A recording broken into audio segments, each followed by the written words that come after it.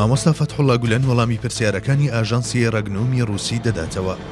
مامۆستا فەتحوڵا گولەن لە میانەی ئەنجامدانی ڕێپۆرتاژێکدا لەگەڵ ئاژانسی ڕەگنوومی ڕووسی وەڵامی پرسیارەکانی مۆدێس کۆلێرۆف سەرنووسەری ئاژانسەکەی دایەوە. دەوەری پرسیارەکان لە بابەتی داخوازی تورکیا سەبارەت بە ڕادەستکردنەوەی مامۆستا لەلایەن ویلایەتە یەکگرتووەکانی ئەمریکا هەتا ڕووداوەکانی ڕۆژهەڵاتی ناوەڕاست کۆمەڵێک باسوخواسی بەرفراوانی هەنووکەیی لەخۆگرت. ئەمەی خوارەوە بریتە لە وەڵامی ئەو سێ پرسیارەی کە بە شێوەیەکی نووسرا و وەڵامیان دراوەتەوە. بەڕێز گولەن، سەرەڕای سەرقاڵیتان بە کارەکانی خۆتان و باری نەرێنی تەندروستیدان سوپاست دەکەین کەوا دەرفەتی وەڵامدانەوەی پرسیارەکانت بۆ ڕەخساندین. لە کاتی چوون و هاتنی شاندەکانی تورکیا و ئەمریکا ئێوە هەمیشە دەکەونە بەرباس و خواست و حکوومەتی تورکیا داوای ڕادەستکردنەوەی ئێوە دەکات لە حکوومەتی ئەمریکا. ئێوە سەبارەت بەم داخوازی تورکیا نیگەرانیتان هەیە یاخود نا؟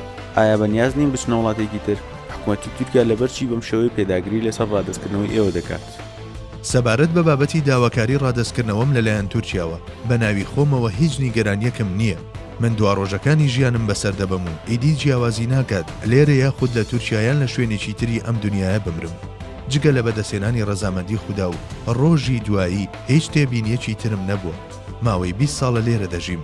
لەم ماوەیەدا نە لە خەڵکی ئەم شارۆچکە بچووکەوە کە تێیدا دەژیم نە لە کار بەدەستانی ئەم وڵاتەوە جگە لە مامەڵەیەکی جەنتڵمانانە هیچی ترم نەبینیوە. بیریشم لەوە نەکردوێتەوە کە بچمە وڵاتێکی تر. من لەو باوەڕەدام ئەمریکا سەبارەت بە داواکاریەکانی تورکیا ئەوە ئەنجام دەدات کە یاساکانی ئەم وڵاتە و بەندەکانی ڕێکەوتنامەی ڕادەستکردنەوەی نێوان هەردوو وڵات دیاریان کردووە. سەبارەت بەوەی حکوومەتەکەی ئەردۆغان لە بەرچی پێداگیری لەسەر ئەم بابەتە دەکات، ئەمە بابەتێکە پەیوەندی بە حسابە سیاسیە ناوخۆیەکانی ئەوانەوە هەیە. بۆ ئەوەی تەواوی هێزەکان لە دەستی کەسێکدا کۆبکەنەوە پێویستیان بە قۆچێکی قوربانی هەبوو. هەر بۆیە ئەم بزاڤەیان هەڵبژار. ئێستاش بە گوێرەی داخوازیەکانی ئەم هەوڵەیان هەنگاو دەنێن. پێش مانجی کانونی یەکەمی 2013 کاربەدەستانی ئەم حکوومەتەی ئێستا لە بابەتی ستایشکردنی ئەم بزاڤەدا لەگەڵ یەکتریدا پێشبڕکێیان دەکرد. لە ساڵی 2014 بەدواوە 180 پلە وەرچەرخان و بە زمانی نەفرەت و لە ڕێگەی هێزی دەوڵەتەوە هەوڵی لە کەدارکردن و پلیشاندنەوەی دەدەن بە سیفەتێک کەوا ممکن نییە ملیۆنان کەسی پێگەیشتووی ئەم بزاڤە لە پڕێکدا بگۆڕێن، کەواتە ئەوەی گۆڕاوە خۆیانن. پێم وایە ئەم جۆرە ڕەفتارانەیان وەک داخوازی پلانێکی سیاسی ئەنجامی دەدەن. باز لە دەستێوەردانی بزافی خزمەت دەکرێت لە ڕیزبەندی قۆناغە گرنگەکانی نێوان پەیوەندی رووسیا و تورکیا لە خستنە خواڕۆی فڕۆکە ڕووسیەکەەوە هەتا دەکاتە کوشتنی ئەندریە کارلۆڤی باڵیۆزی رووسیا لە ئەنقەرە. سەبارەت بەم بانگەشانە چی دەڵێن؟ با لە سەرەتاوە ئەوە بڵێم کە هەردوو تۆمەتەکە ڕەت دەکەمەوە. ئەمانە بوختانگەلێکی ئازنزمن کە شایانی وەڵامدانەوەش نین. سەبارەت بە قوربانیکردنی باڵیۆزی رووسیا ڤیدیۆیەکم بڵاو کردەوە کە ئاراستەی خەڵکی رووسیام کردبوو.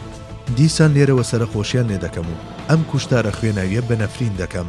هەوڵدانی حکوومەتی ئێردۆغان بۆ تێوەگلاندنی بزاوی خزمەت لەم ڕووداوەوە تەنیا جێگەی پێکەنینە لە جیاتی ئەوەی خاڵە لاوازەکانی خۆیان لە بواری ئەمنیەتدا بدۆزنەوە و بەرپرسیارەتی هەڵبگرن، هەوڵی ئەوە دەدەن تاوانەکە بەسەر کەسانی تردا ساخت بکەنەوە. سەبارەت بە خستنە خوارەوەی فڕۆکە ڕووسیەکە پێم وایە لە چاوپێکەوتنێکمدا لەگەڵ کەسایەتی ئەکادیمی ڕووسی بەناوی پرۆفیسۆر ناومکین ئاماژەم بۆەوە کرد کە ئەمە هەڵەیەکی گەورەیە و پەیوەندی رووسیا و تورکیا گرنگجێکی زۆری هەیە و پێویست بەوە دەکا پارێزگاری لێ بکرێت.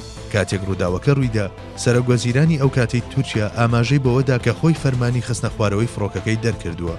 ئێردۆغانیش وەک سەرۆکۆمار وتی ئەگەر دیسان سنوورەکانمان پێشێڵ بکرێتەوە، دیسان ئامادەی فڕۆکەکانیان بخەینە خوارەوە.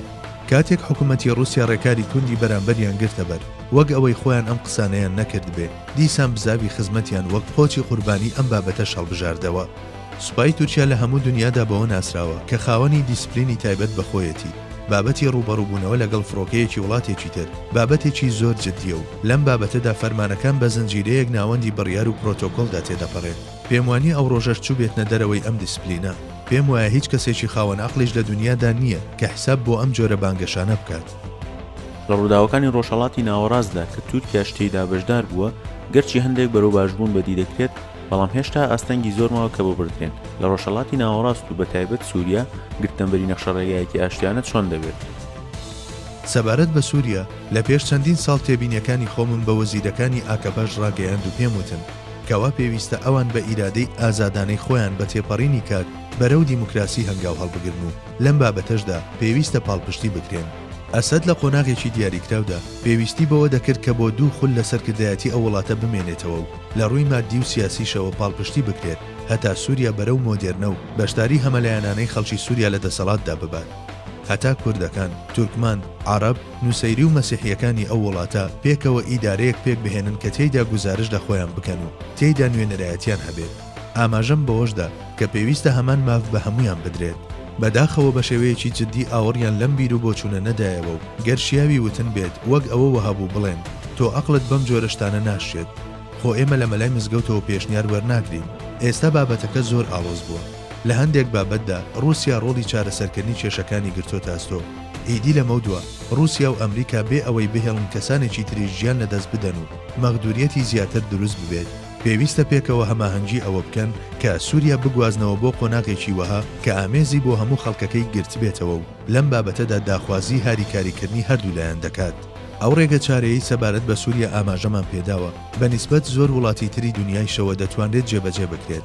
لەو کۆمەڵگەیانەی لە ڕەگەزی هەمە چەشنە پێکاتون تەنیا ڕێگە چارەی درێژخایانی کێشەکانیان ئەوەیە پێکاتەیەکی وەها پێک بهێنرێت کە هەموو خەڵکەکە هەست بە نوێنەرایەتیکردنی خۆیانی تێدا بکەن بێ ئەوەی سەیری دین و ڕەگەزی هاوڵاتیان بکرێت، مافە سەرەکی و ئازادیەکانیان بەسۆگەر بکرێت لەلایەن حکومڕانیەکی پێکاتوو لە بەشداری هەموو لایەکەوە.